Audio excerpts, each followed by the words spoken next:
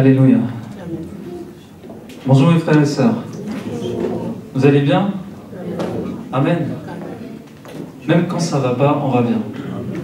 Amen. Parce que notre Seigneur est là. Notre Dieu est là. On n'est pas tout seul. Amen. Il est toujours là avec nous. Et jusqu'à la fin des temps. Alors on ne peut que aller bien. Même dans les moments les plus difficiles, on sera bien. Parce que Dieu est là. Alors juste avant d'aller plus loin, pensez à mettre vos téléphones en mode vibreur. N'hésitez pas.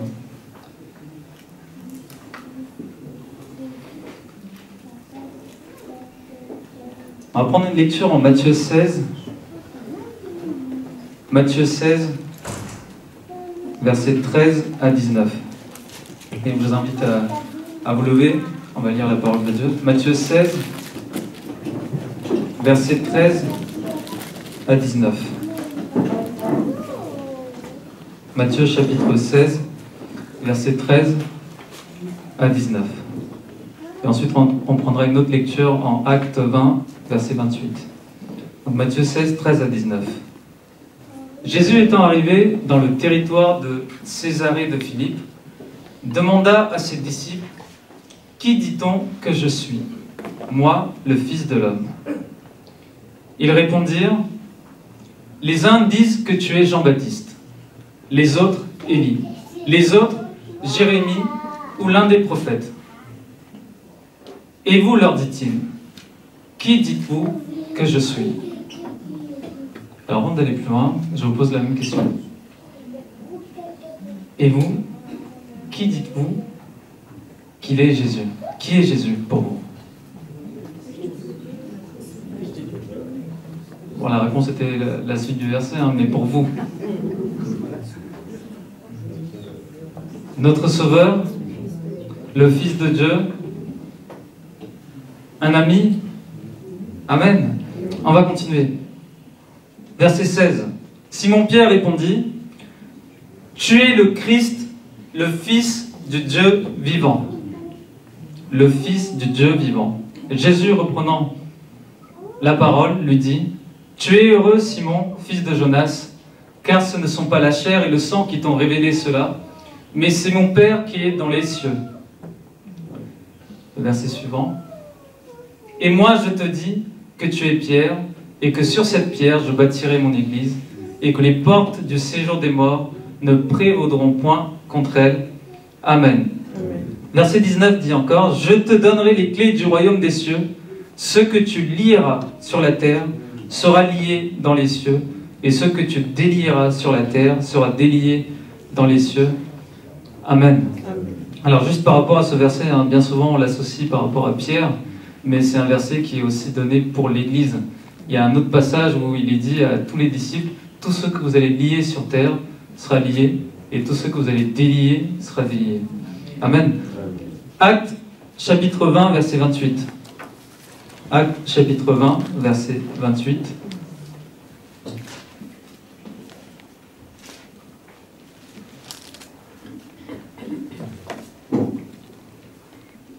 Prenez donc garde à vous-même et à tout le troupeau sur lequel le Saint-Esprit vous a établi évêque, pour paître l'Église du Seigneur qu'il s'est acquise par son propre sang. Amen. Amen, amen. Je vous invite à reprendre place. Amen.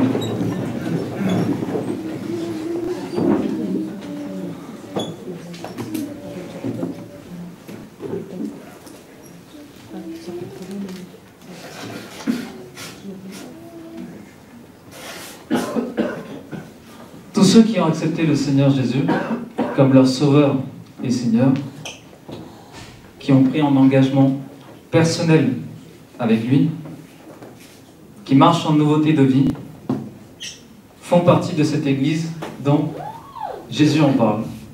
Jésus a dit, « Je bâtis mon Église. » Amen. C'est bien ça. Hein? Je bâtis mon Église. Cette Église, en fait, elle n'est pas arrivée avec un claquement de doigts. Bien que le Seigneur, il pouvait. Il a la capacité, il a la puissance, il en est capable. Rien n'est impossible au Seigneur. Mais cette Église n'est pas arrivée avec un claquement de doigts. Il y a eu effusion de sang. C'est ce qu'on a vu la semaine dernière. Le sang de Jésus. Effusion de sang. Et pas n'importe lequel, c'est le sang de Jésus. Il n'y a pas juste eu effusion de sang. Jésus a donné sa vie. On n'a pas dit juste on enlève un peu de sang à Jésus, comme ça c'est réglé. Non, c'est pas ça. Jésus a donné sa vie. Il en est mort. Il est mort pour l'Église. Pour chacun de nous. Il a donné sa vie. Et c'était à ce prix seulement. C'était à ce prix seulement. Il n'y avait aucun autre moyen. La mort de Jésus. Aucun autre moyen, ni par personne d'autre. Aucun autre prophète, personne d'autre. Personne ne peut nous sauver de la perdition, de la ruine éternelle. C'est ce qui attend les pécheurs. Mais nous, on a l'espérance en Jésus. Amen. Non, vous n'êtes pas contents. Je suis en train de vous dire, il y a une ruine éternelle, une ruine totale, définitive. Mais Jésus nous a sauvés de ça. Amen. Amen. Non, je pense que c'est pas suffisant.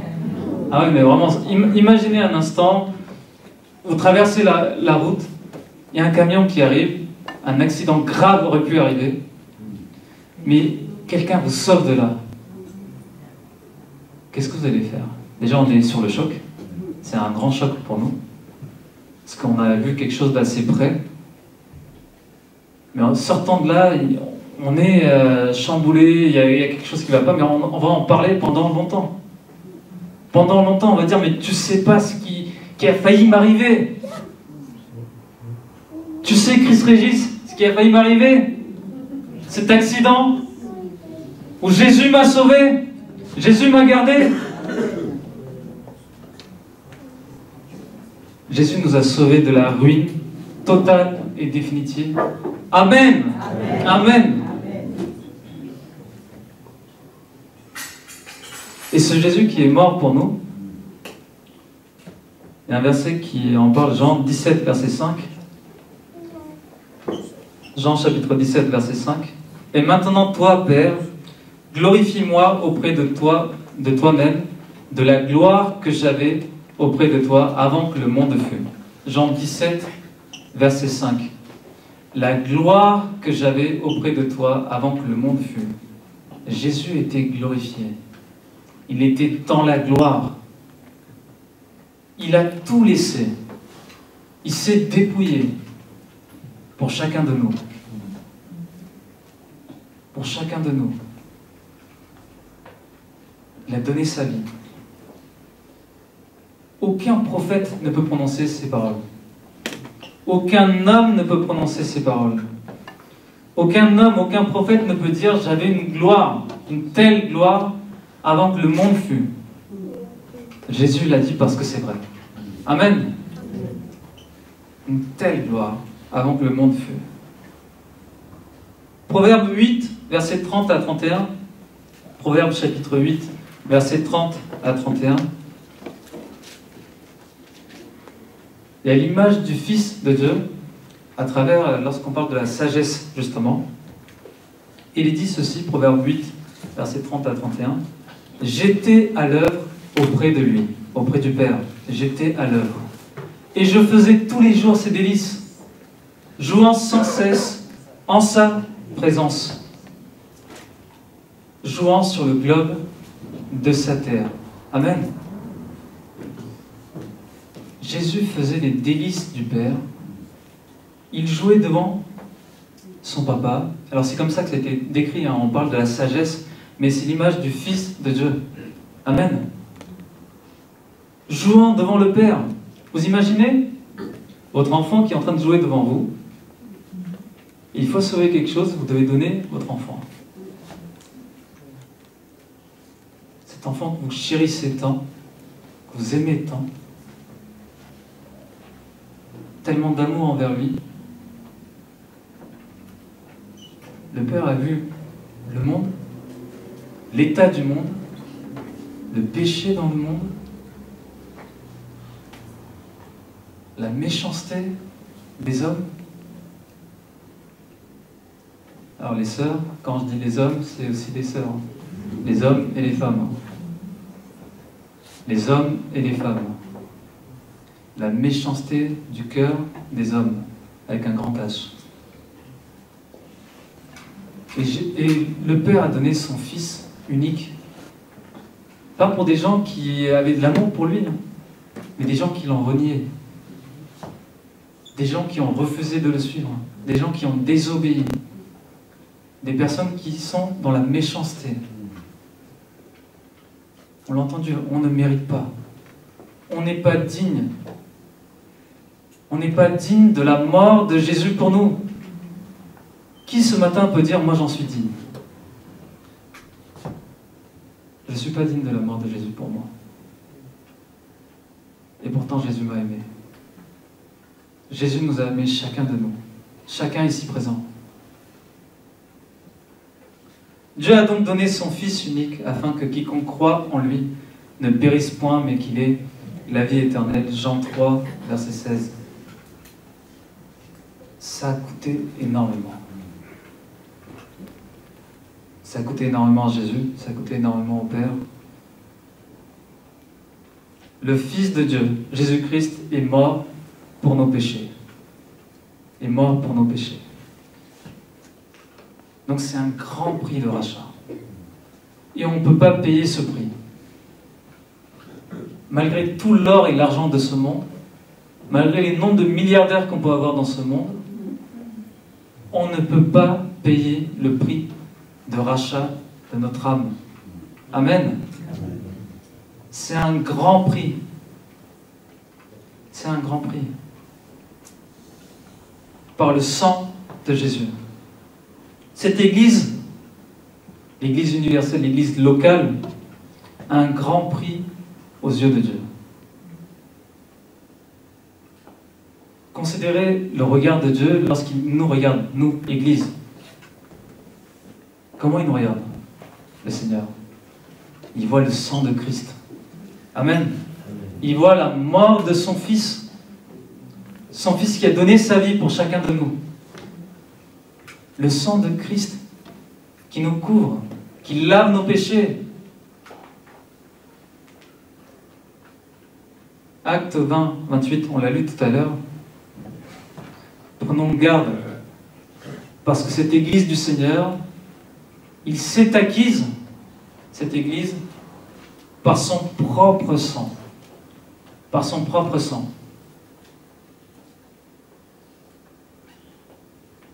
Est-ce qu'on peut poser une question à notre voisin ce matin?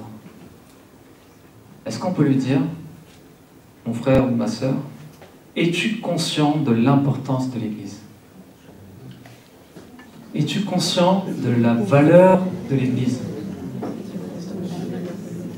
Es-tu conscient du regard de Dieu pour ton Église? N'allons pas chercher l'Église à côté, hein. L'Église là où nous sommes. Est-ce qu'on est conscient de la valeur de notre Église? Comment le Père voit l'Église? Amen. Est-ce que tu es conscient du prix de rachat de chacune des âmes ici présentes? Si une seule de ces âmes se perd, c'est une grande tristesse quand même. Hein? Amen. Parce que Jésus a donné sa vie pour chacun, sans exception. Peu importe nos péchés, peu importe notre état, peu importe dans quel bout on était, à quelle profondeur on était, Jésus a donné sa vie pour chacun de nous. Chacun ici présent. Amen. Alors à chaque moment, c'est important de se poser cette question. Est-ce que réellement, maintenant, à un instant donné, j'ai cette considération de l'Église? Est-ce que j'ai le même regard que le Père envers mon Église? Amen. Alors, qu'est-ce que l'Église encore? Bien sûr, l'Église, on va dire, c'est le corps de Christ. Amen. C'est le corps de Christ. Et l'Église, en grec, hein, donc ça vient de ek ecclésia, donc alors, on peut le séparer en deux mots, ek, ecclésis, ou ecclésia, ou il y a aussi cléo, mais ek ça veut dire hors de. Et ecclésia, ça parle aussi de l'appel, ecclésis, appel. Donc l'église de Jésus, ça décrit l'ensemble de ceux qui sont en Jésus-Christ. Amen. L'ensemble de ceux qui sont en Jésus-Christ. L'église, c'est l'assemblée. L'église, c'est une assemblée de ceux qui ont répondu à un appel du Seigneur. Amen. Peut-être vous êtes en train de vous dire dans votre cœur, je connais déjà Michel. Je sais déjà tout ça. Alors soyons patients. Peut-être que le Seigneur veut dire quelque chose. Amen. Soyons attentifs et patients. Parfois ça fait du bien les rappels. Mais soyons patients quand même. Soyons attentifs.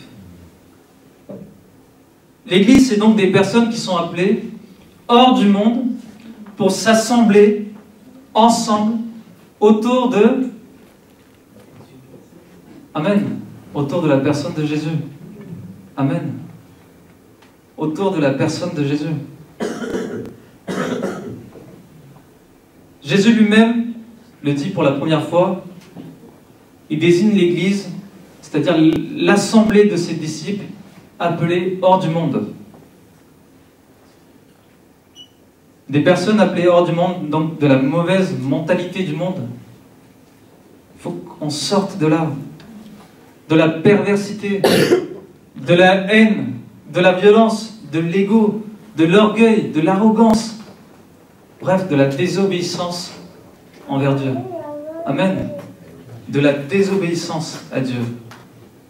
Il faut qu'on sorte de tout ça pour se réunir autour de la personne centrale qui est Jésus, malgré toutes nos différences. Malgré toutes nos différences. On est différents. Et c'est normal. Et c'est même bien. C'est très bien. On est différents. Mais on se réunit ensemble autour d'une personne. La personne de Jésus. Et on sort de toute cette mentalité. De tout ce qui était de nous avant. On sort de là. On ne vient pas avec ses bagages. On l'a déposé à la croix. Le thème hier, Géco, c'était la sanctification. C'était la sanctification, c'est-à-dire mise à part. Et il y avait plein de mots écrits un peu partout, de toutes les choses desquelles on devait sortir. Je ne sais pas si tu te rappelles, mon frère, de tous les mots. Alors, je ne me rappelle pas de tous les mots qui étaient écrits. Il y avait la haine, la colère, l'orgueil, la violence, l'arrogance. Il y avait plein de choses. Plein de choses qui étaient écrites. Il fallait sortir de la mise à part de tout ça. Mise à part de tout ça.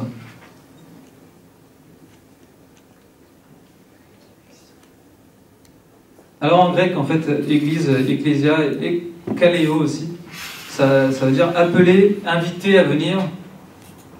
Et lorsqu'on parle d'appeler, inviter à venir, en fait, on parle d'une convocation. Église, c'est une convocation de Dieu. Non, je crois que vous ne l'avez pas entendu. L'église, c'est la convocation des rachetés de Dieu. Amen. Lorsque vous allez à un examen, qu'est-ce qui se passe? On reçoit une convocation. Un rendez-vous médical, on reçoit une convocation. On reçoit une convocation. Ça veut dire qu'il faut se présenter à cette convocation.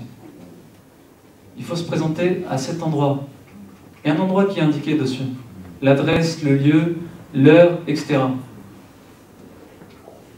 J'étais en médecine.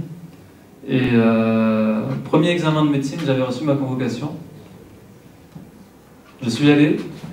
Il y a eu un problème de transport. Donc il fallait aller à côté de Bagneux, la place. Donc je ne sais plus combien de centaines, voire de milliers de personnes, d'étudiants étaient là pour l'examen. Et avec les soucis de transport, je suis arrivé à 5 minutes en retard. La porte était fermée. J'avais ma convocation. J'avais ma pièce d'identité, ma convocation, tout était là, la porte était fermée, je ne pouvais plus rentrer, je ne pouvais plus faire mon examen.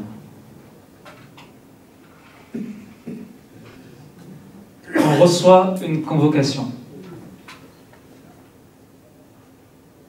On a une convocation. Lorsqu'on parle des 10 vierges qui se préparent, elles ont reçu leur convocation. Elles ont reçu leur convocation. L'époux doit arriver. On ne connaît pas la date et l'heure exacte. Mais elles ont leur convocation. Elles s'y préparent pour ça. Parce qu'à un moment donné, elles seront enlevées.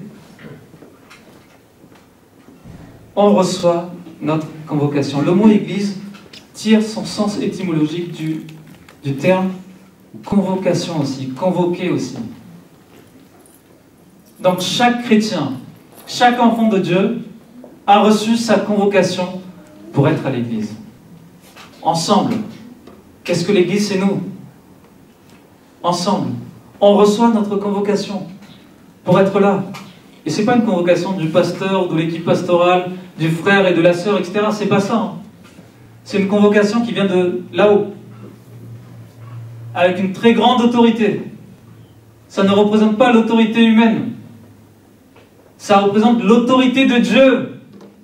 La convocation que tu as reçue, mon frère, ma sœur, en tant qu'enfant de Dieu, ça vient de Dieu. Ça ne vient pas de ton pasteur. Ça ne vient pas de tes parents. Ça ne vient pas de ton ami. Ça vient de Dieu lui-même. Et c'est une convocation que pour dimanche, en fait. C'est ça? Non. C'est une convocation pour être là tout le temps. Les premiers chrétiens, ils vivaient ensemble, tout le temps. Ils mettaient tout en commun.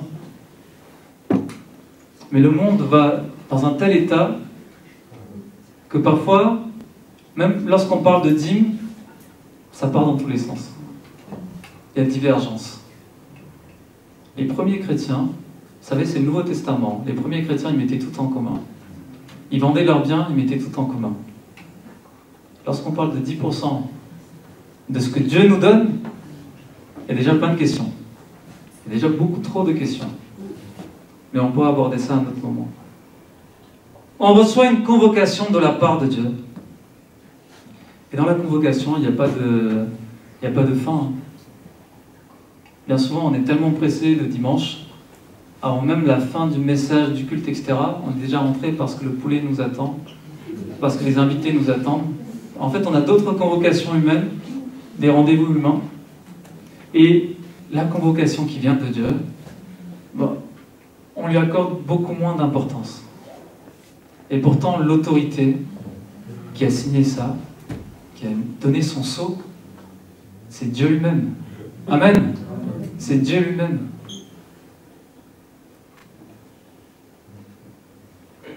Il y a des exemples de convocation, vous savez, les AG pour les associations. On reçoit une convocation, ordre du jour, etc. Mais on reçoit une convocation. On a parlé aussi des examens, etc. On a un frère qui est dans ce milieu. Oui, je te regarde. Qui regarde à côté. On reçoit ce qu'on appelle une convocation à être sous les drapeaux. Amen. Moi, en tant que réserviste, c'est ce que je recevais chez moi. Une lettre officielle, signée par l'autorité, convocation sous les drapeaux. Convocation sous les drapeaux, à être là. Après, vous pouvez faire ce qui vous semble, hein, mais vous avez reçu la convocation de l'autorité. Convocation sous les drapeaux. Un militaire appelé au service, on parle de convocation sous les drapeaux, c'est une convocation que l'on reçoit par une autorité officielle. Par une autorité officielle. Alors lorsqu'on parle de l'Église, on parle du corps de Christ, mais retenez bien ceci, lorsqu'on parle de l'Église, on parle aussi de la convocation des rachetés de Dieu à être ensemble dans la communion fraternelle. C'est une convocation qui vient de la grande autorité, de la plus haute autorité. Il n'y a rien de plus haut que ça, rien de plus haut que lui. C'est lui qui vous a donné cette convocation. à être présent, à être ensemble. Alors si quelqu'un dit j'ai accepté le Seigneur, je veux vivre tout seul, je veux faire tout seul, sans les autres, c'est pas possible. Il reçoit sa convocation à être ensemble. L'Église s'est appelée hors d'eux pour se rassembler ensemble. Convocation pour se rassembler ensemble. Pas pour se séparer, pour se rassembler ensemble, dans l'unité. Alors j'ai une question pour votre voisin. Vous pouvez lui poser cette question. Qu'as-tu répondu à la convocation de Dieu?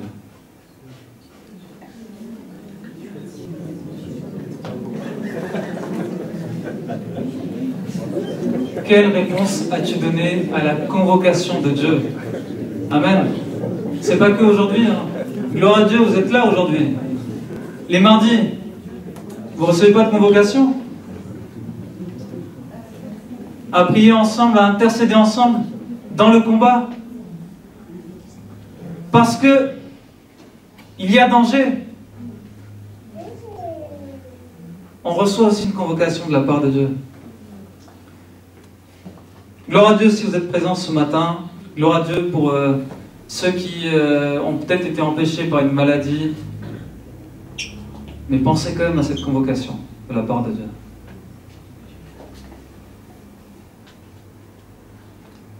Là où vous êtes, Seigneur vous visite.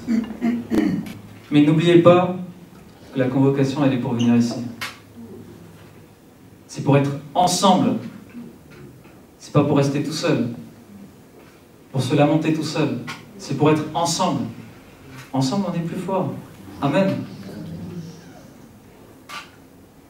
Donc lorsqu'on parle d'église, pensez vraiment à cette convocation de la part de Dieu. Alors dans quel cas on peut être convoqué?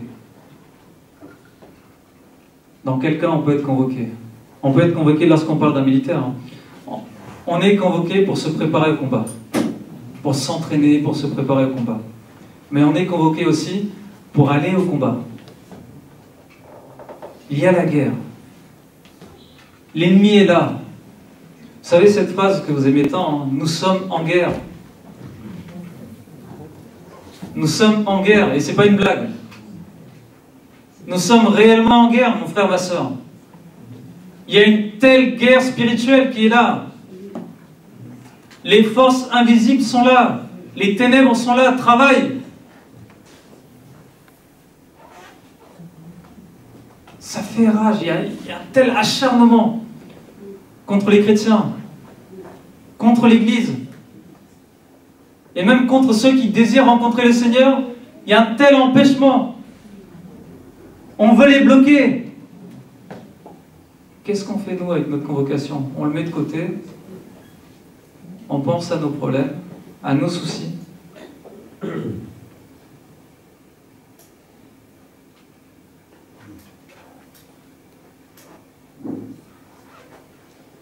Pourquoi les rachetés sont appelés à être ensemble, rassemblés ensemble? Parce qu'ils doivent prendre position. Ils doivent prendre position, tenir leur position contre l'ennemi. Amen. Mon frère, ma soeur, chaque personne ici présente, chaque personne qui a accepté le Seigneur Jésus doit tenir sa position dans l'Église. Amen. Doit tenir sa position. Il faut laisser aucune brèche pour l'ennemi. Aucune brèche pour l'ennemi. Aucun endroit où l'ennemi peut agir. Parce que lui, il est rusé, il est malin, il sait comment faire. Mais nous, on doit tenir notre position. Amen. On doit travailler ensemble pour que la lumière de Dieu puisse briller partout. On est la lumière et le sel de ce monde. On doit apporter cette lumière dans les ténèbres. On doit apporter la saveur dont le monde a besoin. Amen. C'est Jésus qu'ils ont besoin. Ils ont besoin de Jésus. Ils ont besoin de l'espoir. Ils ont besoin de transformation de vie. Il y a des jeunes qui se suicident. Il y a des couples qui se divisent. Séparation. Des meurtres. Violence conjugale. Et bien d'autres choses. Ils ont besoin d'entendre la parole de Dieu. Ils ont besoin de cette lumière dans leur vie. Nous, on a reçu la convocation. Allez et faites de tous. Amen. Qu'est-ce qu'on a fait de cette convocation? Qu'est-ce qu'on a fait de ça? Vous savez, à la fin du culte, on va avoir les annonces. Il va y avoir les différentes sorties d'évangélisation. Ça peut arriver qu'on ait des empêchements, etc., qu'il y a des moments où on ne peut pas être là. Mais qui s'engage dans ces temps de sortie d'évangélisation pour ces âmes qui ont besoin? Nous, on a eu besoin du Seigneur. Le Seigneur nous a touchés par le moyen d'une personne. Quelqu'un nous a parlé de Jésus, nous a donné la parole, une Bible, un tract, un flyer, peu importe. Il y a eu un impact dans notre vie. Il y a des gens tout autour qui ont besoin de ça. Et lorsqu'on parle de ces annonces de sortie d'évangélisation, ne dites pas c'est juste pour l'équipe d'évangélisation. Ça concerne toutes les personnes qui ont reçu cette convocation de la part de Dieu. Ça veut dire toute l'Église. Tout le monde. Toute l'Église. C'est pas juste une certaine personne qui a dit « moi je veux bien ce service ». C'est toute l'Église qui est concernée par ça. Amen. Lorsqu'on parle d'Église, on parle de l'armée de Dieu. Amen. On parle de la convocation de l'armée de Dieu. Amen. Non, je n'ai pas entendu. On parle de la convocation de l'armée de Dieu. Amen. De chaque soldat. Amen. Chaque soldat doit être prêt. Chacun doit se préparer. On n'est pas là juste avec notre transat, etc. Il y a bientôt le soleil, on va se reposer et tout. Non, c'est pas ça. Il y a un combat. Il y a la guerre. Vos proches sont en train de mourir. Il y a des proches qui sont en train de mourir. Il y a des enfants qui sont en train de mourir. Il y a des parents qui n'ont pas encore accepté le Seigneur et ils sont en train de mourir. Et nous, on ne peut pas continuer nos routines, notre train quotidien. On ne peut pas. On ne peut pas vivre comme ça. Pour ça, on doit prendre les armes. Amen. On doit prendre les armes. Et le Seigneur en parle à travers son apôtre. Les armes spirituelles. Éphésiens 6, versets 10 à 13. Éphésiens chapitre 6, versets 10 à 13. Au reste, fortifiez-vous dans le Seigneur et par sa force toute puissante.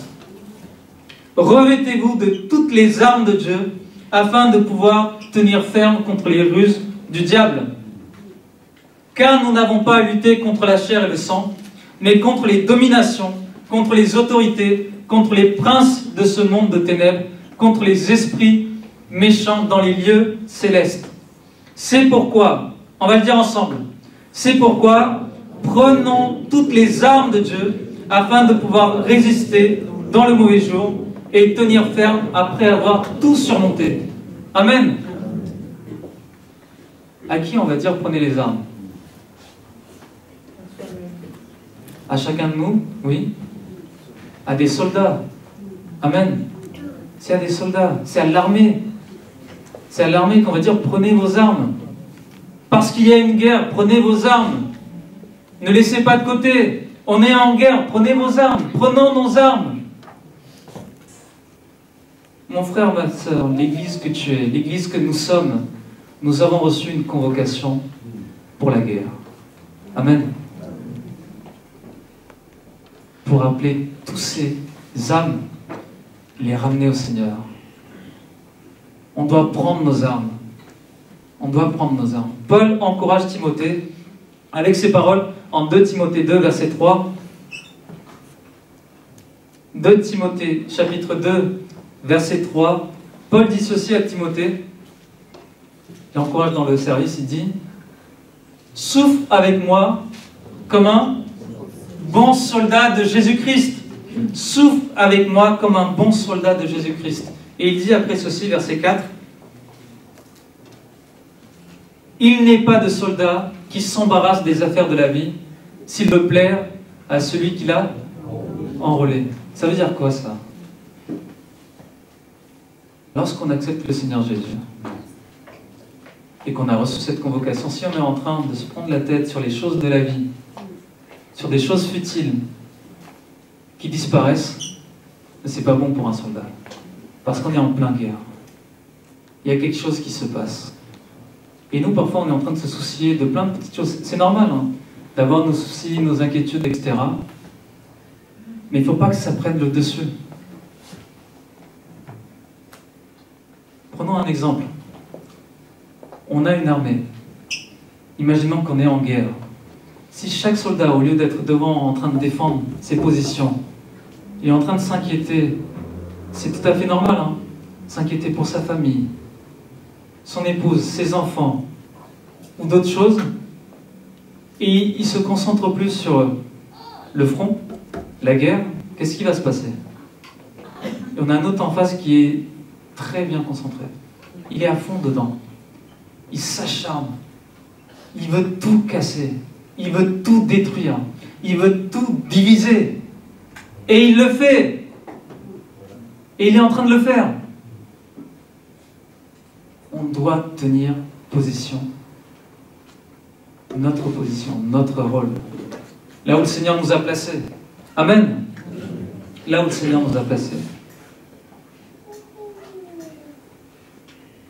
Vous savez, ceux qui disent, les jeunes, hein, bien souvent les jeunes avec les examens, fin d'année, etc., on a plein d'examens qui arrivent, et bien souvent, qu'est-ce qu'on dit? On a des examens, on a plein de choses, il faut réviser. Ce qui est marrant, souvent, on révise le dimanche matin. On a laissé toute l'année, et on a besoin de ce dimanche pour réviser. Où est-ce que tu mets ta priorité, mon frère, ma sœur? Peut-être vous êtes en train de dire, mais le frère, il met moins d'importance sur les études. C'est pas ça. Ce qu'on ne comprend pas, c'est les ruses du malin. Comment le malin est en train de travailler parmi nos jeunes. Comment le malin est en train de travailler parmi nous-mêmes. Je ne peux pas être là ce dimanche. Je ne peux pas être là le mardi, pendant les temps d'intercession. Je ne peux pas être là dans le combat. Oui, il y a un frère qui est malade. Oui, il y a une sœur qui est malade. Ils ont besoin de prière. On peut être ensemble dans la prière. Et moi, je ne peux pas être là parce que j'ai d'autres priorités. Parce que ma priorité, elle est ailleurs. On est ensemble dans le combat. Amen. Ensemble dans le combat.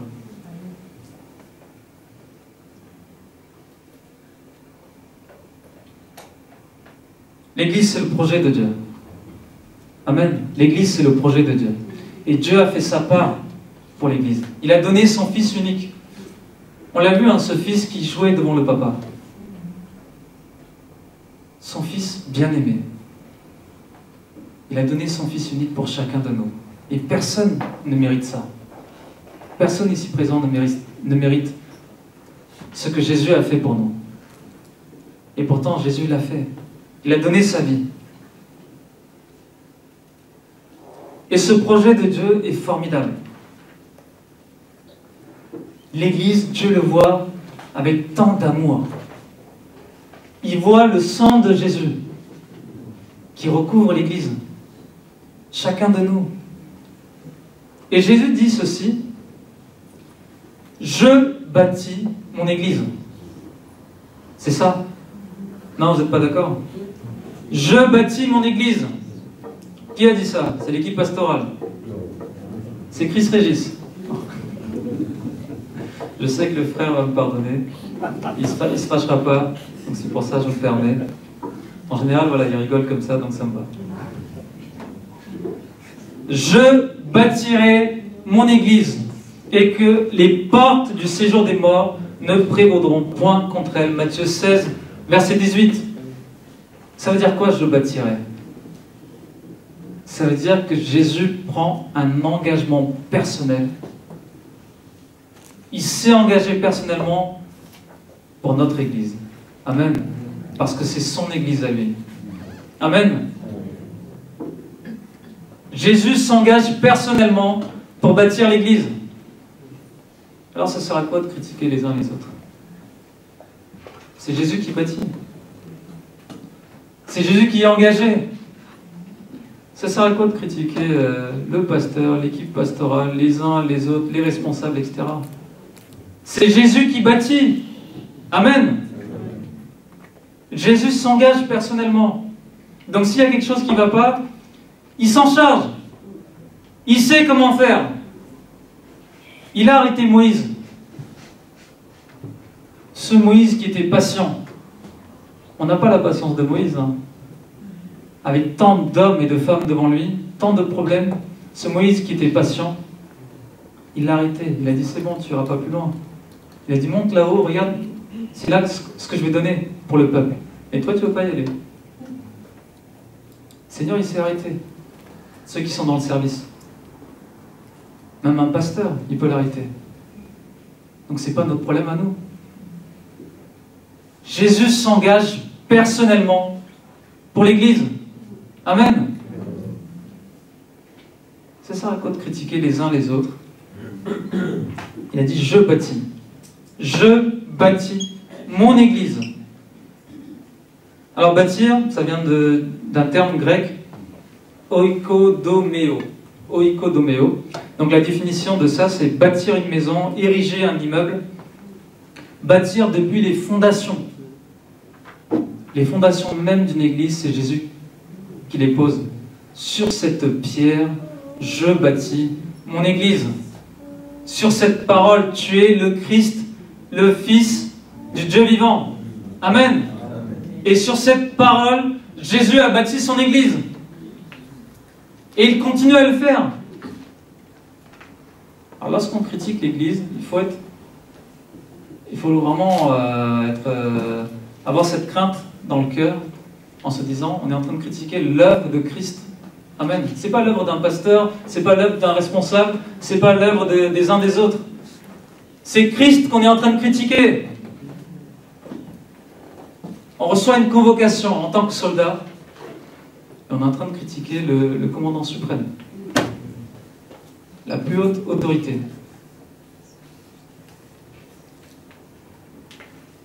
Bâtir une église, c'est fonder, établir, c'est aussi encourager dans la croissance. Lorsqu'on parle contre l'église, on parle contre l'armée de Dieu. Amen. Contre l'armée de Dieu. Personne ne mérite. Et pourtant, Dieu nous a appelés. L'armée de Dieu. Celle qui a été convoquée par Dieu lui-même en son Fils Jésus-Christ. Amen. En son Fils Jésus-Christ. On parle de ce travail de Jésus parce qu'encore une fois, c'est lui qui bâtit son Église. Alors un conseil, hein, si quelque chose ne te plaît pas, si tu n'es pas content, ça peut arriver dans n'importe quelle église. Hein.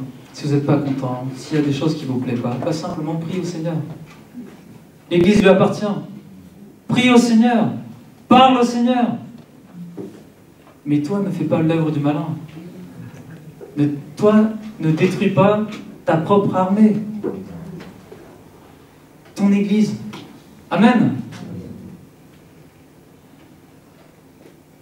Quand Jésus dit « je bâtis mon église », il dit, cela signifie qu'il conçoit l'église. Il pense, il conçoit, il prépare, il travaille, il l'affermit, il l'établit. Et il fait ce qu'il veut en son temps et comme il veut. Qui sommes-nous pour aller parler contre le Seigneur? En disant, Seigneur, pourquoi lui, pourquoi pas l'autre? Il est souverain. Amen. C'est son église. Il est souverain, il fait ce qu'il veut. Il fait ce qu'il veut. Donc le Seigneur fera sa part, vu qu'il s'est engagé personnellement pour l'église. Qu'est-ce qu'il le croit ce matin? Moi, je le crois ce matin. Jésus a dit, je bâtis mon église, et je crois qu'il va faire sa part. Il l'a déjà fait. Et il continue à le faire.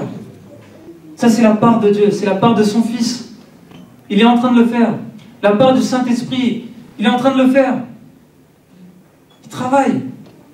Chacun travaille. Peu importe ce qui est visible à mes yeux. Vous savez, il y a des saisons. J'avais apporté ça il y a longtemps, et je sais qu'à un moment donné, Chris Régis aussi a apporté une parole pour la jeunesse. Gloire à Dieu pour ceux qui étaient là ce jour-là, qui ont pu écouter.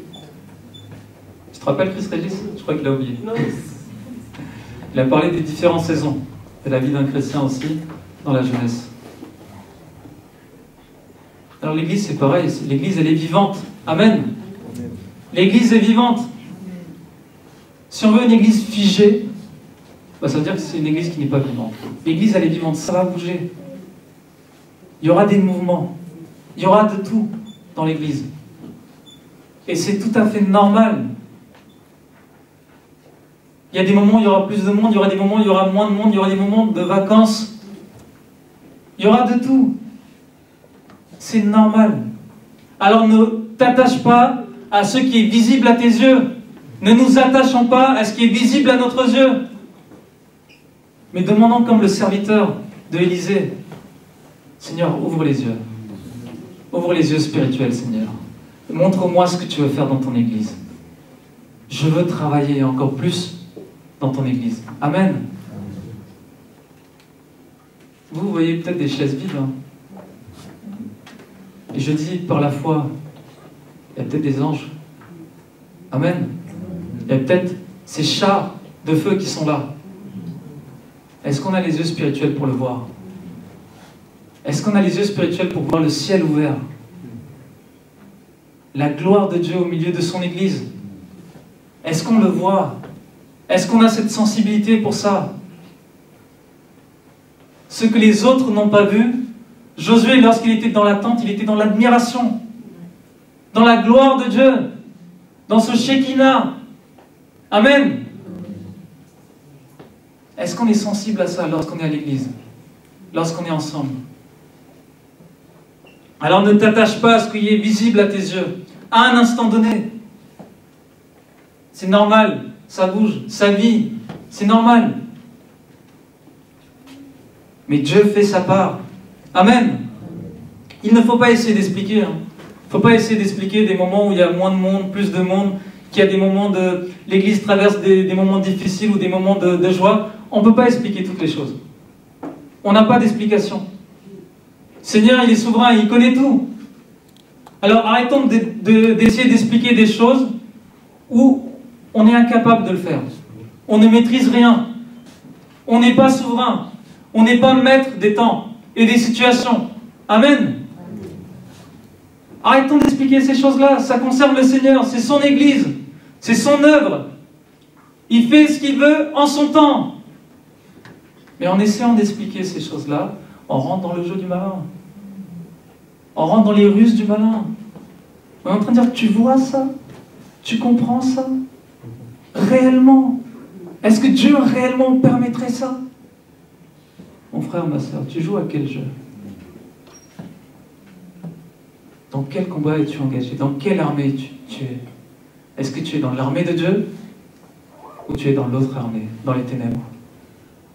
Qu'est-ce que tu es en train de réellement faire? Je bâtis mon Église, a dit Jésus. On ne maîtrise pas ces instants, on ne maîtrise pas le temps, les circonstances, les situations. Donc ça ne sert à rien d'essayer d'expliquer tout ça. Toi, tu as reçu ta convocation, sois présent. Ne parle pas pour les autres soldats. Hein. Toi, tu as reçu ta convocation. Viens au Seigneur. Ça vient de là-haut, ta convocation. Alors viens, Seigneur, comme tu es, dans ton état. Jésus va prendre soin de toi. Il va t'établir. Il va changer les choses. Il va te délivrer là où tu as besoin de délivrance. Il va agir. Ça ne sert à rien d'expliquer parce qu'en fait, en essayant d'expliquer, on va aussi décourager les uns les autres. Donc ne nous décourageons pas. Parce qu'il y a des gens qui s'attendent au Seigneur. Ils s'attendent à l'œuvre du Seigneur. Ils attendent l'intervention de Dieu. Et le Seigneur, il agit. Le Seigneur, il agit. Il ne sommeille ni ne... Amen. Il ne sommeille ni ne dort. Celui qui vit éternellement. Il ne sommeille ni ne dort. Amen. Dieu prend soin de son Église. Jésus fait sa part pour son Église, mais nous aussi on doit faire notre part en temps qu'armée de Dieu. Amen. En tant que soldat de Dieu. Notre part dans l'Église, le rassemblement des rachetés en Christ. 2 Timothée 2, versets 3 à 5. 2 Timothée, chapitre 2, versets 3 à 5.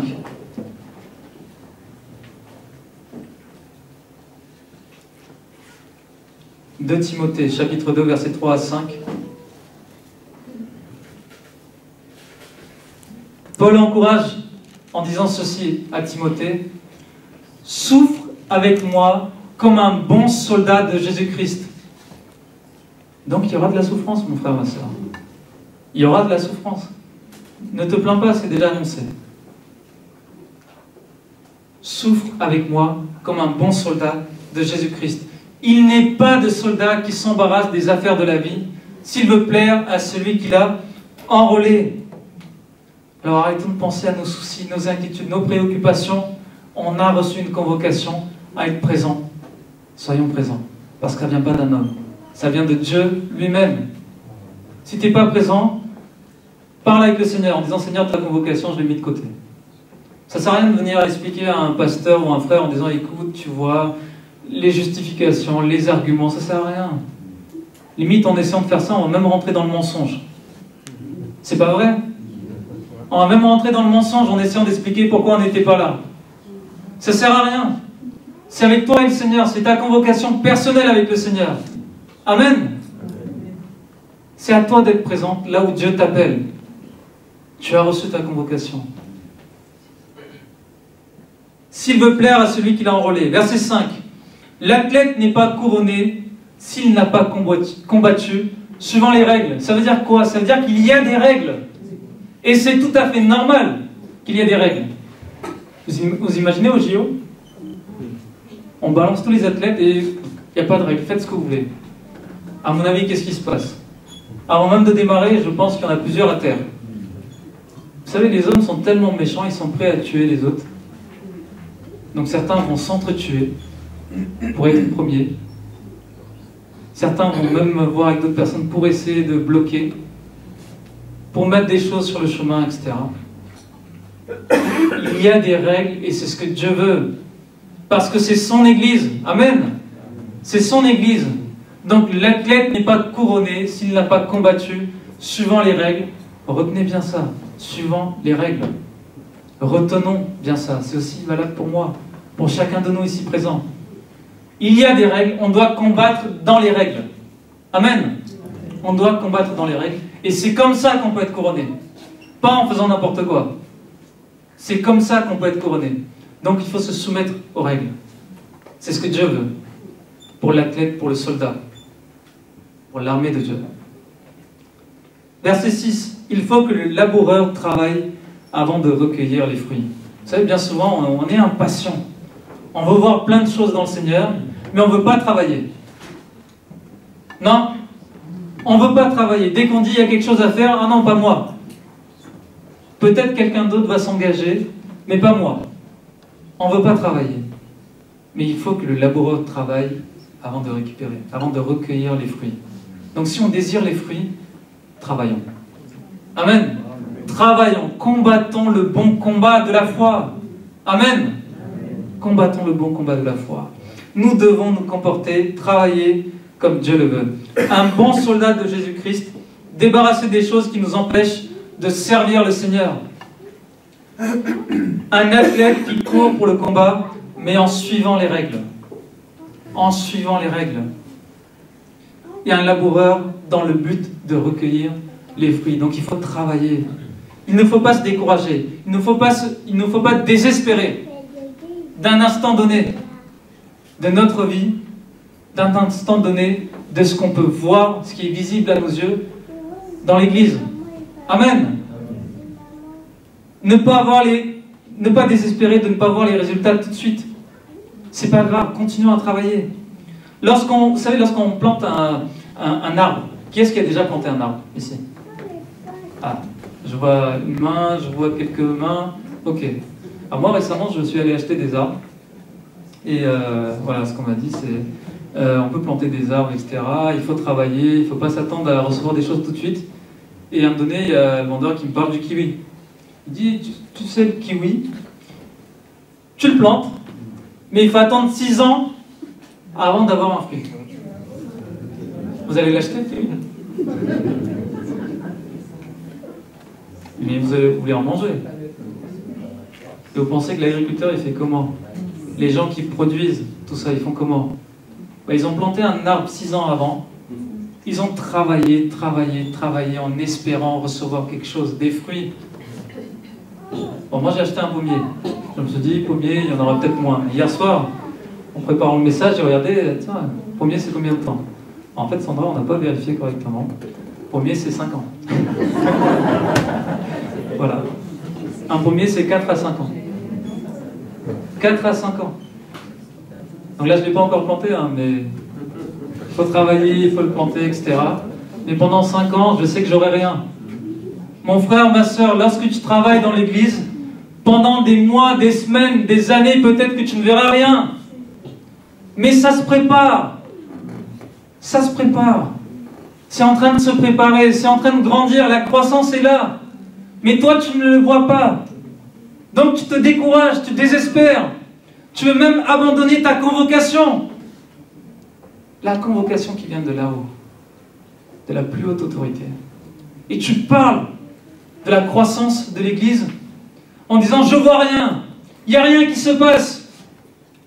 Bien sûr qu'il y a des choses qui se passent. Pourquoi? Parce que Jésus s'est engagé personnellement pour son Église.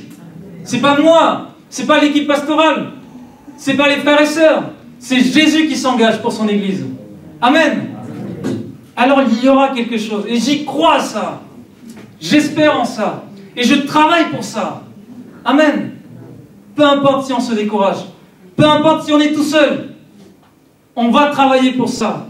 C'est pas le nombre qui compte, mon frère, ma soeur. Est-ce que vous le croyez? C'est pas le nombre qui compte. Si c'était le nombre, Seigneur aurait envoyé des milliers d'hommes avec Gédéon. Mais quand il y avait autant d'hommes, Seigneur a dit, on enlève ça, on enlève ça, on enlève ça. Ils étaient un petit nombre contre des milliers de personnes en face. Amen. Un petit nombre, un petit troupeau. Un petit troupeau contre des milliers de personnes devant. Quelle part veux-tu faire dans l'Église? Dans ta convocation de Dieu? Qu'est-ce que tu veux faire? Tu veux voir aux choses visibles? Tu veux te décourager? Tu veux abandonner? C'est pas grave. C'est entre toi et le Seigneur. Tu parles contre cette croissance? C'est pas grave. C'est entre toi et le Seigneur. C'est entre toi et le Seigneur. C'est ta convocation personnelle avec Dieu. Amen. Ta convocation personnelle avec Dieu. Donc lorsqu'on est ensemble, vous savez, je l'ai dit tout à l'heure, encore quelques minutes, on va terminer. Lorsqu'on est ensemble, je l'ai dit tout à l'heure, on est différents. Qu'est-ce qui le croit? On est différents. On a nos caractères, on a nos façons de voir les choses. On aimerait faire les choses de telle façon. On veut ranger les chaises de telle façon. Comme ça plutôt que comme ça. Donc qu'est-ce qui va se passer? Forcément, il y aura des tensions. Et c'est tout à fait normal. C'est là où Dieu nous forme. C'est là où Dieu nous travaille nos caractères. Amen. Vous croyez que c'est quoi un couple en fait? Lorsque le Seigneur il unit deux personnes, c'est pour travailler nos caractères. C'est pas facile, hein? Pour le mari avec l'épouse et l'épouse avec le mari. Au début, tout est beau. Il nous paraît tellement beau, elle nous paraît tellement belle. On dit c'est bien, les projets de la vie. Ensemble, petit à petit, on commence à voir. On commence à voir petit à petit l'autre côté qu'on ne voyait pas, les caractères. Alors les premiers moments sont difficiles. Parce qu'il faut des compromis, il faut que ça travaille, sinon ça ne tiendra pas la route. Il y a tellement de couples dans le monde qui ont abandonné, qui se sont séparés, parce qu'ils n'ont pas lâché prise. Ils n'ont pas lâché prise. Le Seigneur nous a unis ensemble. Et le malin va travailler avec nos caractères. Il va emmener toutes ses pensées en disant « T'as vu l'autre? T'as vu ceci? T'as vu cela? T'as vu comment il se comporte? T'as vu comment il a parlé? Qu'est-ce qu'on doit faire ?» 2 Timothée, chapitre 2, verset 14. On va lire les derniers versets. ensuite on va prier. 2 Timothée chapitre 2, versets 14 à 17. 2 Timothée chapitre 2, versets 14 à 17. Rappelle ces choses en conjurant devant Dieu qu'on évite les disputes de mots. Mon frère, ma soeur, vous êtes là? Dans l'église, hein. Entre frères et sœurs, on évite les disputes de mots qui ne servent qu'à la ruine de ceux qui écoutent. Qui ne servent qu'à la ruine de ceux qui écoutent. Donc, lorsqu'un frère ou une sœur est en train de s'échanger vivement, ben, c'est la ruine pour ceux qui écoutent. Alors faisons attention. Faisons attention à ça. Qui ne servent à la ruine de ceux qui écoutent. Verset 15. Efforce-toi de te présenter devant Dieu comme un homme éprouvé, un ouvrier, qui n'a point à rougir, qui dispense droitement la parole de la vérité. Alors priez pour nous, mon frère, ma soeur. Ceux qui apportent la parole, priez pour nous, pour qu'on puisse apporter la parole comme Dieu le veut. Amen. On a besoin de ça. On a besoin de prière. Priez pour nous. Prions aussi pour chacun de nous, parce que vous apportez la parole dehors aussi. Vous apportez la parole dehors, en tant qu'ouvrier. Amen. Verset 16. Je pense qu'on va lire ensemble. Verset 16.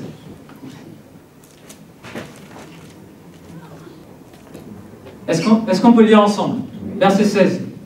Évite les discours vains et profanes. On va le redire parce que ça fait du bien. Évite les discours vains et profanes, car ceux qui les tiennent avanceront toujours plus dans l'impiété et leur parole rongera comme la gangrène. Amen. Évite les discours, mon frère. Vous savez, il y a une église, j'ai vu pas mal d'églises, j'ai été proche avec pas mal de serviteurs aussi. Et dans chaque église, j'ai pu voir qu'on a tous les mêmes problèmes. Il n'y a pas une église meilleure qu'une autre. Vous savez pourquoi? Parce qu'à l'intérieur, c'est nous. On n'est pas parfait. On est imparfait. Donc il n'y aura pas d'église meilleure qu'une autre. Mais là où est l'Esprit de Dieu, le Seigneur est là. Il agit. Et nous, on a notre part à faire. Évitons les discours vains et profanes. Évitons les discours vains et profanes. Des discours qui ne servent à rien. Si on sait d'avance que c'est pour parler contre l'Église, pour se décourager les uns les autres, évitons ces discours. Vous savez, ça peut arriver par n'importe qui. Hein. On peut parler, on peut commencer à déborder sur un sujet, et on part sur des discours qui ne servent à rien. Ça n'apporte rien, que découragement. Ça n'apporte rien. Donc, évitons les discours vains et profanes. Amen. Peu importe le comportement, l'attitude, les paroles de certains, le solide fondement de Dieu reste debout. C'est le verset 19. Le solide fondement de Dieu reste debout parce que c'est Jésus qui bâtit son Église. Je le rappelle encore, c'est Jésus qui bâtit son Église. C'est Jésus qui bâtit son Église. Comme il est dit selon la parole, n'écoutons plus les disputes de mots ou de paroles qui veulent te décourager. C'est la ruine de ceux qui écoutent. Donc si quelqu'un vient te parler de l'Église, si tu écoutes, tu es en train de tomber dans ta propre ruine, mon frère, ma soeur. Alors n'écoute même plus ces discours. N'écoute même plus ces paroles vaines, ces paroles profanes. C'est ta propre ruine même, en restant là et à écouter ça. Ça ne sert à rien. N'écoutons pas. Verset 19. Néanmoins, le solide fondement de Dieu reste debout. Peu importe ce qui se passe, peu importe les échanges, peu importe les discours, peu importe les mots, le solide fondement de Dieu reste debout. Rien ne peut ébranler son Église. Amen. Rien ne peut atteindre son Église. C'est Jésus qui bâtit son Église. Avec ses paroles qui lui servent de sceau, le Seigneur connaît ceux qui lui appartiennent, et quiconque prononce le nom du Seigneur, pour chacun de nous ici présents, on prononce le nom du Seigneur, qu'on puisse s'éloigner de l'iniquité. Amen. Qu'on puisse s'éloigner de l'iniquité.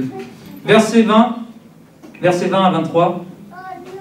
Dans une grande maison, qu'est-ce qu'on a? Il n'y a pas seulement des vases d'or et d'argent, mais il y a aussi ceux de bois et de terre. Les uns sont des vases d'honneur, les autres sont d'un usage vil. D'un usage vil. Mon frère, ma soeur, quel vase tu veux être ce matin dans l'église?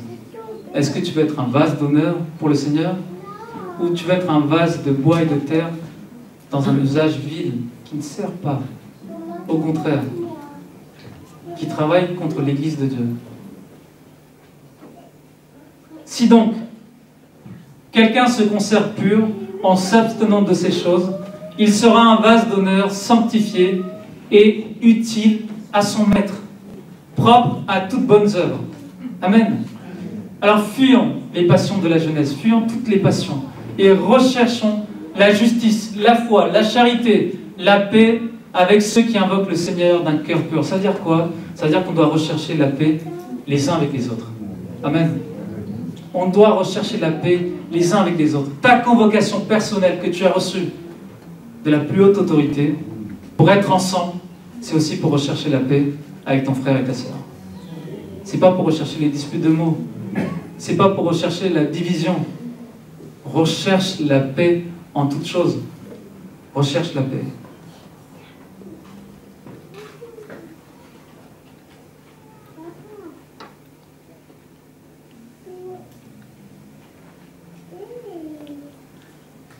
On va relire le verset 22. Fuis les passions de la jeunesse et recherche la justice, la foi, la charité, la paix, avec ceux qui invoquent le Seigneur d'un cœur pur. Le verset suivant. Mon frère, ma soeur, là on va regarder notre voisin et on va lui dire ceci. Repousse les discussions folles et inutiles, sachant qu'elles font naître des querelles. Alors est-ce qu'on peut voir son prochain? Chris Régis. Repousse les discussions folles et inutiles, sachant qu'elles font naître des querelles. Si tu vois qu'il y a une discussion folle et inutile, repousse-la. Ne reste pas là. Continue pas la conversation. Ça ne sert à rien. Repousse les discussions folles et inutiles. Vous savez, ces paroles ont été apportées dès les premiers temps. Dès les premiers temps. Ça ne sert à rien. C'est pas pour l'église de maintenant. Ça a commencé déjà dès le début. Il y avait déjà des combats dès le début. Et ça continue encore. C'est pas nouveau. L'Ecclésiaste va dire ceci, il n'y a rien de nouveau sous le soleil. C'est pas nouveau ce qui se passe. Alors toi, qu'est-ce que tu peux faire? Ta part dans l'église. Repousse les discussions folles et inutiles. Verset 24. Or, il ne faut pas qu'un serviteur du Seigneur ait des querelles. Il doit au contraire avoir de la condescence pour tous, être propre à enseigner, doué de patience. Et là, on en a tous besoin. Moi, personnellement, j'en ai tellement besoin. La patience, la patience. Parce que parfois, c'est dur. Parfois, c'est dur. Quand on voit certaines choses, quand on entend certaines paroles. Mais il faut être patient, il faut être patient. Verset 25. Il doit redresser avec douceur les adversaires, dans l'espérance que Dieu leur donnera la repentance pour arriver à la connaissance de la vérité. Il doit repousser, c'est ça?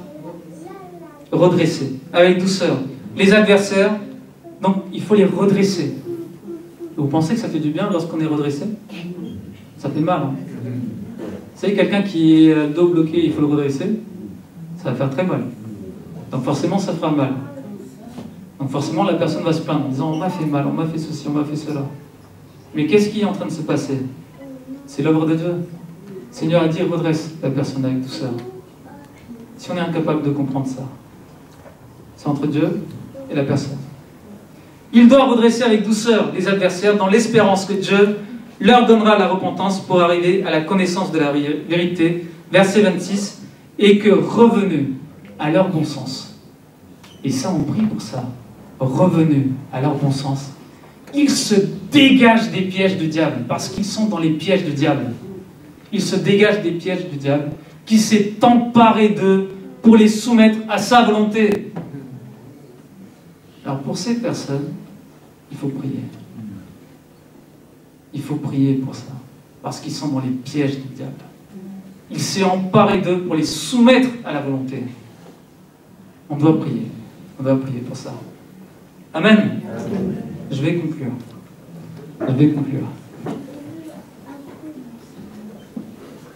Psaume 126, versets 5 à 6. Et je conclue par ces versets. Psaume 126, versets 5 à 6. Vous savez, mon frère, ma soeur, on travaille tous dans l'Église, dans l'œuvre de Dieu. Alors comment ça se passe le travail? Ceux qui sèment avec larmes moissonneront avec chant d'allégresse. Mon frère, ma soeur, peut-être en ce moment, tu travailles dans l'Église, peut-être c'est pas évident. Tu es en train de semer avec larmes. Mais tu vas moissonner avec des chants d'allégresse. Amen. Lorsqu'on travaille dehors, lorsqu'on parle du Seigneur, lorsqu'on annonce sa parole pour ces âmes perdues, peut-être certains ne nous écoutent pas, peut-être les autres nous rejettent, mais c'est pas grave. C'est avec larmes, mais on va moissonner avec chant d'allégresse. Donc il y aura une période où on sera dans les larmes, c'est normal. Mais il y a une autre saison qui arrive après. On va moissonner avec chant d'allégresse. Verset suivant. Celui qui marche en pleurant, quand il porte la semence, celui qui marche en pleurant, quand il porte la semence, il revient comment? Il revient avec allégresse quand il porte ses gerbes. Vous savez, l'agriculteur, lorsqu'il va travailler le matin, il ne sait pas si ça va marcher ou non. Il ne sait pas si la météo va changer ou non. Il ne sait pas si il va tout perdre ou non. Donc, il le fait avec larmes, souffrance. C'est dur. Mais au moment où tout est là et qu'il peut récolter, il moissonne. Il porte ses gerbes dans la joie. Amen. Avec allégresse. On va se lever. D'accord, on va se lever. Alors c'est vrai que ce n'est pas facile. C'est vrai qu'on ne voit pas tout de suite les fruits. C'est vrai que c'est difficile. C'est vrai qu'on est fatigué. C'est normal. On peut être fatigué. Il y a des obstacles, c'est normal. Il y a des combats, c'est normal. On est l'armée de Dieu. Nous sommes les soldats de Dieu. Peut-être la charge te paraît même trop grande, mais il y a bientôt la récolte. Amen. Est-ce que je peux entendre un Amen? Il y a bientôt la récolte. Et tu n'es pas seul, mon frère, ma soeur. Tu n'es pas seul. Ne baisse pas les bras. Ne baisse pas les bras. Dieu fait sa part dans son Église. Veux-tu faire ta part? Alors je rappelle ces points. L'Église a été rachetée à un grand prix par le sang de Jésus-Christ. Il a donné sa vie. L'Église est un rassemblement, une convocation des rachetés de Dieu. Ils ont été convoqués par Dieu lui-même. Pas par un pasteur, pas par n'importe qui, par Dieu lui-même. Amen. Convoqués par Dieu lui-même. Et là où 2 ou 3 sont réunis en son nom, qui est là? Jésus est là. Amen. Il nous a convoqués et Jésus est là. Jésus est là. Lorsqu'on obéit à sa convocation, le Seigneur se tiendra lui-même au milieu de nous. Nous sommes l'armée de Dieu. Est-ce qu'on peut voir son voisin et lui dire, nous sommes l'armée de Dieu. Nous avons reçu la convocation de Dieu. Amen. L'Église est le projet de Dieu. L'Église, c'est le projet de Dieu. C'est pourquoi, un autre point, Jésus s'engage personnellement. Mon frère, ma soeur, on peut le dire aussi à son voisin, parce qu'on a besoin aussi de l'entendre. Jésus s'engage personnellement. Jésus s'engage personnellement, mon frère, pour notre Église. Amen. Donc Jésus agit. Jésus agit. Amen. Dans la croissance numérique et en qualité. Alors dans l'Église, nous avons notre part à faire. Nous avons notre part à faire. Amen. Alors on va poser une dernière question à notre voisin. Est-ce que vous êtes d'accord? Enfin, c'est pas une question, mais on va dire ceci à son voisin. Dieu a un projet pour ton Église, pour notre Église. Dieu a un projet pour notre Église. Jésus s'est engagé personnellement pour la bâtir. Alors faisons juste notre part, en obéissant à la convocation de Dieu et en faisant notre part dans l'Église que nous formons ensemble. Ceux qui ne répondent pas à la convocation de Dieu, on peut le dire aussi à son voisin, ceux qui ne répondent pas à la convocation de Dieu répondront directement au Seigneur. Pas besoin de le dire à nous, directement au Seigneur. Et là on s'adresse à lui encore plus personnellement, on lui dit, mais toi, mon frère, ma soeur, mais toi, mon frère, fais ta part. Allez-y, vous pouvez le dire. Mais toi, fais ta part, réponds à la convocation divine. Amen. Réponds à la convocation divine. Amen. On va fermer nos yeux, on va remettre ce temps entre les mains de Dieu. Père, merci Seigneur pour ta grâce, Seigneur. Merci Père pour ta convocation, Seigneur. Tu nous as appelés, Seigneur. Tu nous as sortis du bout, Seigneur, de la boue, Seigneur. Tu nous as lavés par ton sang. Tu as donné ta vie, Jésus, pour chacun de nous ici présents. Aide-nous, Seigneur, à faire notre part dans ton œuvre. Parce que c'est toi qui agis, Seigneur. C'est toi qui bâtis, Seigneur. C'est toi qui prépares, Seigneur. C'est toi qui fais grandir ton Église, Seigneur. Aide-nous à faire juste notre part, Seigneur. Affermis, Seigneur, l'œuvre de nos mains. Au nom de Jésus, nous prions, Père. Amen. Acclamons le Seigneur Jésus. Il est digne. Il est digne. Amen.